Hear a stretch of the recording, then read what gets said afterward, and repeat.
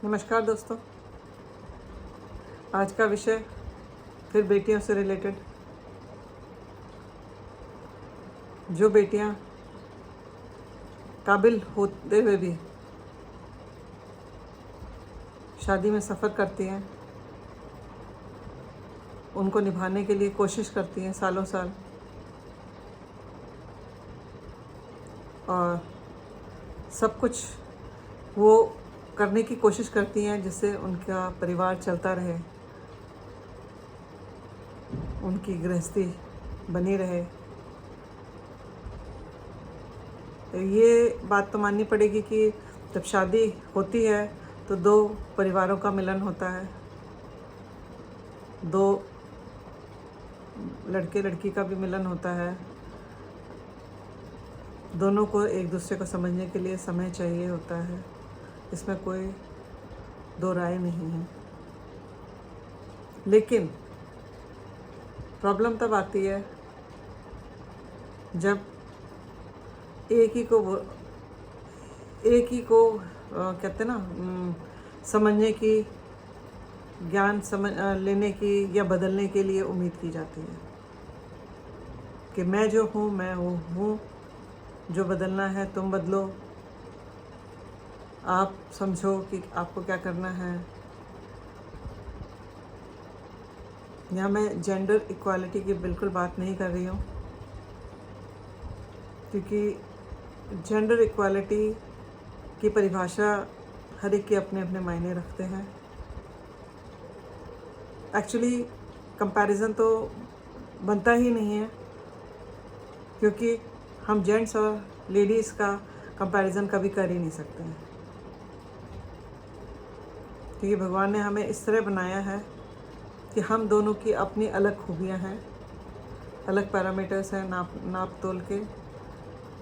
तो हम इक्वालिटी की बात करने की ज़रूरत नहीं है हमें, क्योंकि मेरे हिसाब से आज के ज़माने में लड़कियों में अब ज़्यादा कमी नहीं रह गई है जेंट्स से बराबरी करने में। और बात बराबरी नहीं है, कंपटीशन की है, अपने आप को ऊंचा उठाने की है। क्योंकि न्यूक्लियर फैमिली हो गई हैं, एक एक दो बच्चे सब करते हैं, तो इसलिए उनको अच्छी शिक्षा दी जाती है। और ये क्योंकि आजकल डिमांड भी है वर्किंग गर्ल, और पेरेंट चाहते हैं पुराने ज़माने में देख के कि लड़कियों को ज़्यादा सहन करना पड़ता था, यही सोच के कि हम क्या करेंगे, ना हमारे पास एजुकेशन है, ना हमारे पास कोई क्वालिफ़िकेशन है, ना हमारे को और कोई हुनर आता है, तो हम अगर निकल भी जाएं घर से तो हम क्या करेंगे आगे। सबसे बड़ी दुविधा का विषय ये होता था कि हम क्या करेंगे, क्योंकि जनरली पहले ये बताया जाता था कि भाई शादी हो गई, आपने ग्रेजुएशन की या जो भी नहीं की, आपकी शादी कर दी, और फिर आपकी देख रेख जो है आपका पति और उसके परिवार वाले करेंगे। तो बात वहीं ख़त्म हो जाती थी। उसके बाद आप उनकी मर्ज़ी पे होते थे कि वो आगे आपको पढ़ाना चाहते हैं, नहीं पढ़ाना चाहते हैं, आगे आपको जॉब करने देना चाहते हैं, नहीं करने देना चाहते हैं। तो आप बेसिकली उनकी मर्ज़ी पे आपकी सारा फ्यूचर निर्भर करता था। लेकिन आजकल लड़की के माँ बाप भी अपनी बेटी को कोशिश पूरी करते हैं कि पहले उसकी एजुकेशन पूरी कर दें, उसको इस लायक बना दें कि वो अपने पैरों पे खड़ी हो सके, और कभी मुसीबत आए तो अपने आप को किसी से नीचा ना समझे और कमज़ोर ना समझे, और अपने आप में उसमें उठने की काबिलियत हो। ये बहुत इम्पॉर्टेंट चीज़ है, ट्रांसफॉर्मेशन है माइंडसेट में बेटियों के पिता और माता होने पर। हम चाहते हैं दोनों ही बच्चे बराबर पढ़ें, किसी में कम और ज़्यादा की कोई कोशिश नहीं करते हैं।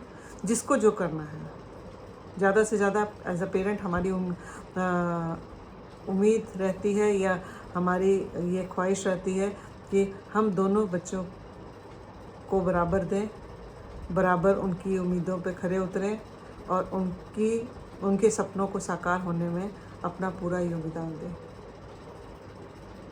अब वो क्या बच्चे करना चाहते हैं, लड़की लड़का, वो उनके ऊपर निर्भर करता है। उसमें पेरेंट्स शायद अब के पेरेंट्स ज़्यादा नहीं इंटरफेयर करते हैं, गाइड कर देते हैं, लेकिन फाइनली बच्चे अपना कॉल अपना लेते हैं कि हमें ये करना है, और हम फुल सपोर्ट दे रहे हैं बच्चों को करने के लिए, चाहे बेटा हो या बेटी हो। बाकी इंटेलिजेंस की बात हुई, वो तो हर इंडिविजुअल चाइल्ड के ऊपर है कि आप कितने सीरियसली आप पढ़ते हो, कितने सीरियसली आप आगे बढ़ना चाहते हो, कितने अपने प्रोफेशन को, एजुकेशन को और बाकी सब चीज़ों को आप किस हिसाब से इस्तेमाल करना चाहते हो। मेरा ये मानना है कि इंटेलिजेंस में कमी शायद ही होती है बच्चों में, क्योंकि जब जीन्स हमारे हैं तो बराबरी होते हैं, 18-20 का ही फ़र्क हो सकता है, इससे ज़्यादा नहीं। बाकी हर इंडिविजुअल बच्चे के ऊपर है कि वो किस हिसाब से अपनी इंटेलिजेंस को, अपनी काबिलियत को आगे बढ़ाए, उभारे और ज़िंदगी में आगे बढ़े। 2 बच्चे हैं, दोनों एक प्लेटर पे तो नहीं होते, चाहे लड़का हो या लड़की हो। तो उसमें एज अ पेरेंट हमारा रोल ज़्यादा नहीं होता। फिर वो बच्चों के ऊपर है कि आप कितने सीरियस थे अपने फ्यूचर बनाने में, या आप कितने नेगलेक्ट कर रहे थे उस टाइम पे। और वो रियलाइजेशन जब तक आती है तो शायद देर हो जाती है, चाहे वो लड़का हो या लड़की हो, लेकिन it's never too late to restart, because learning is a continuous process. ज़िंदगी में बहुत कुछ है सीखने के लिए, आप कभी भी कहीं से शुरुआत कर सकते हैं। ये आपके अंदर की विल पावर पर निर्भर करता है। तो बेटियों से जब मैंने शुरू किया, तो बेटियों का मतलब है कि हमने अपने बेटियों को लायक बनाना शुरू कर दिया है, आत्मनिर्भर बनाना शुरू कर दिया है। हम उनको इतनी एजुकेशन क्वालिफिकेशन देते हैं और जॉब में उनको करते हैं, जॉब के लिए भी हम उनको सपोर्ट करते हैं कि वो जाएं, जॉब करें, शादी से पहले भी और बाद में भी करें। बहुत अच्छी बात है अगर इन लॉज और हस्बैंड सपोर्ट करते हैं, बहुत अच्छी बात है। तो वो दोनों हस्बैंड वाइफ की कंपैटिबिलिटी भी, जो आजकल ये टर्म यूज़ करते हैं, कंपैटिबिलिटी भी बनी रहती है, और एक प्लेटर पे भी रहते हैं और एक उसमें चलते भी हैं साथ साथ। और ज़रूरी नहीं है कि एक ही प्रोफेशन के हों, अलग अलग प्रोफेशन के भी बच्चे हो जाते हैं। सो वो हस्बैंड वाइफ को निभाना आना चाहिए अगर 2 डिफरेंट प्रोफेशन में है तो। राइवलरी का कोई मतलब नहीं है, कंपैरिजन का कोई मतलब नहीं है, कंपटीशन का कोई मतलब नहीं है। आप दोनों अपने अपने फील्ड में अच्छा कीजिए, एक दूसरे को सपोर्ट कीजिए, खुश रहिए और एक दूसरे के हाथ हाथ थाम के चलिए, तो ज़िंदगी बहुत आसान हो जाएगी। एक दूसरे पे ट्रस्ट होना बहुत ज़रूरी है। तो ये है अच्छी शादी के गुण, एक दूसरे की सुख दुख में साथी बनना है। तो अप्स डाउन आएंगे, हर एक के आएंगे, कभी लड़की के आएंगे, कभी लड़के के आएंगे। रोज़ डे टू डे भी कोई इश्यूज़ होंगे, कई इश्यूज़ आएंगे, ये कॉम्पिटिटिव वर्ल्ड है। सो हमें एक दूसरे को सपोर्ट करके रहना चाहिए। प्रॉब्लम तब आती है जब लड़कियों को सपोर्ट मिलना बंद हो जाता है, ये लड़कियों के साथ दुर्व्यवहार होना शुरू हो जाता है। Reasons best known to the individuals. Spouses को एक दूसरे को पता होना चाहिए कि क्या उनके रिफ्ट के रीजंस हैं। कभी रियल होते हैं, कभी फेक हो जाते हैं, कभी मनगढ़ंत बन जाते हैं, एक किसी को नीचा दिखाना है। तो ये भी तो है ना बीमारी। हम क्वेश्चन कर लें ना, सीधे अपने डाउट्स को क्लैरिफाई कर लें, तो वो ज़्यादा बेहतर है ना, रादर देन एज्यूम करना। अरे लर्न टू क्वेश्चन कि भाई क्या है, डाउट क्लियर कर लो एक दूसरे पार्टनर से, सारी कहानी ख़त्म। And trust each other. Then इतना हम दिमाग क्यों लगाते गलत का सोचने में, गलत विचार करने में? सीधे सीधे ट्रांसपेरेंट रहें तो कोई इशू ही नहीं आएगा। और अगर बाई चांस इशू आ जाता है, तब आता है पेरेंट्स का रोल भी कि भाई पेरेंट्स अपने बच्चों को समझाओ, बेटे को समझाना है बेटे को समझाओ, बहू को समझाना है बहू को समझाओ, बेटी को समझाना है बेटी को समझाओ, बेटे को समझाना है बेटे को समझाओ। जिसको भी समझाने की ज़रूरत पड़ती है अपना रोल प्ले कीजिए। और जब सपोर्ट चाहिए किसी को भी, चाहे लड़का हो लड़की हो बहू हो दामाद हो, किसी को भी जब सपोर्ट चाहिए सही चीज़ में तो सपोर्ट दीजिए। बिकॉज़ बच्चे हैं वो देखते हैं पेरेंट की तरफ कि कोई तो मेरे हेल्प करे, और उस टाइम अगर आप विड्रॉ कर लेंगे तो बहुत बुरा होगा। फिर रिलेशनशिप में दरारें आनी शुरू हो जाएंगी, फेथ जो डेवलप हुआ होता है वो टूट जाता है, वीक लिंक्स हो जाते हैं, फिर हर चीज़ गलत नज़र आने लग जाती है। ये सारे कारण जो हैं वो आपके जो रिलेशनशिप में हैं उनको तोड़ के झकझोर के रख देती हैं और दिलों में गांठें बननी शुरू हो जाती हैं।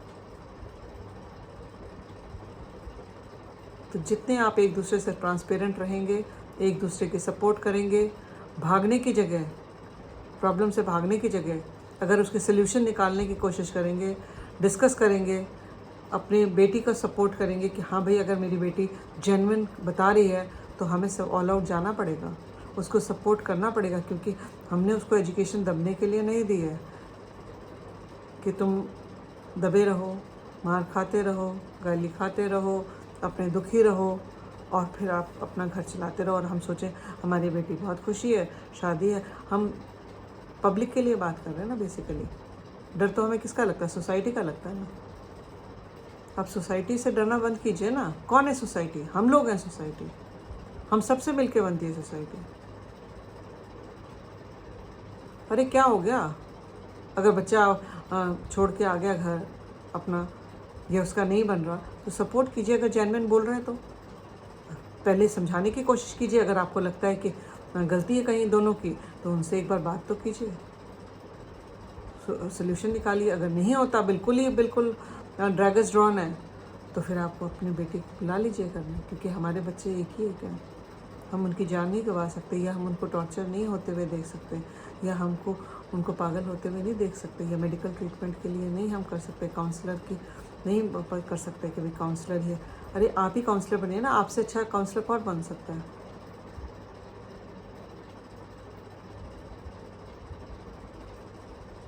तो मेरी सबसे गुजारिश है पेरेंट्स की कि अपने बच्चों को सपोर्ट कीजिए, बेटियों का ध्यान रखिए क्या उनकी ज़िंदगी में हो रहा है, और अगर कोई गलत होता है तो उसको ऑल आउट सपोर्ट कीजिए, उसको फिर दोबारा से उसको मनोबल बढ़ाइए, उसको खड़े होने के लिए सपोर्ट कीजिए, आगे आइए, और उसको क्रिटिसाइज़ मत कीजिए, उसको अपलिफ्ट कीजिए। वो आपकी बेटी है, उसका मोराल बहुत डाउन है, अंदर कितने उसके घाव होंगे उनको भरने की कोशिश कीजिए। देखिए तो कुरेदिए तो सही, ऊपर स्माइल रहती है लेकिन अंदर कितने घाव सहते हैं वो तो आपको नहीं पता ना। तो उन घावों को निकालिए, उन घावों को मेंड कीजिए, और आगे उनको, बच्चे को आगे बढ़ने के लिए प्रेरणा दीजिए, ऑल आउट सपोर्ट कीजिए, जिससे वो आगे की ज़िंदगी खुशहाल जिएँ, मस्त जिएँ, और आपके ऊपर जो निर्भर हैं वो उन्हें लगे कि हाँ भाई मेरे पेरेंट्स हैं, I have something to look back, I have my home, sweet home where I am welcomed, कि मेरे पास एक घर है जहाँ पे मेरे को स्वागत किया जाएगा, खुशी खुशी गले लगाया जाएगा। इसी उम्मीद से मैं आप सबसे